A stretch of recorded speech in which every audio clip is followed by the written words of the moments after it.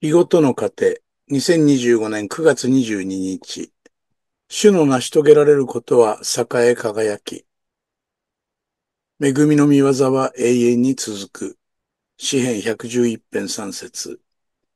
キリストのうちにいるものと認められるためです。私には、立法から生じる自分の義ではなく、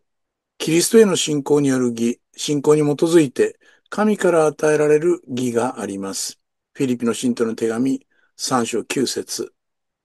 主の成し遂げてくださった恵みの御業は永遠的な意味と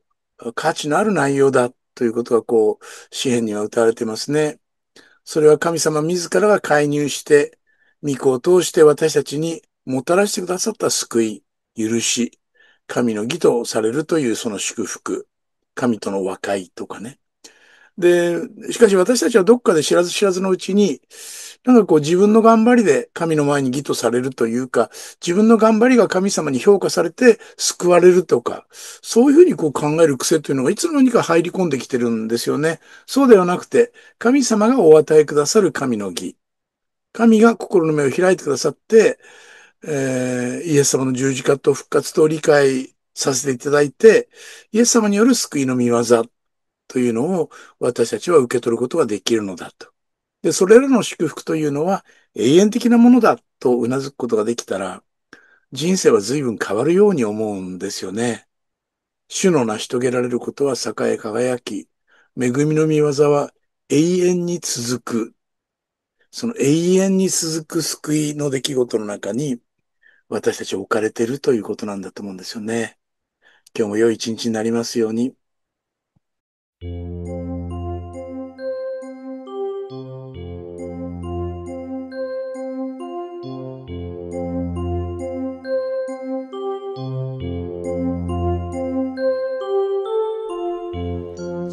に住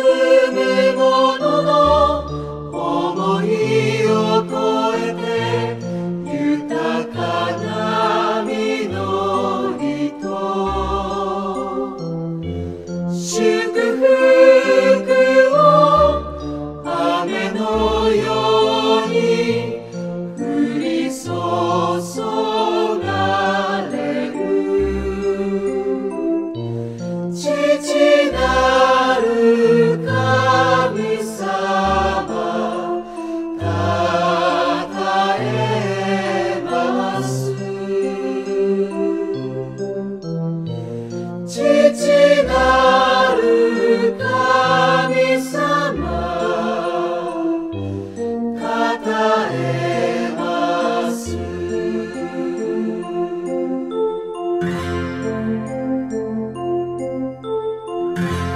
罪あ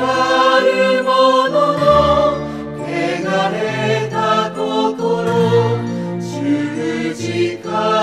の恵みと憐れみで雪のように洗い清める御子なるイエス様たたえます御子なるイエス様たたえ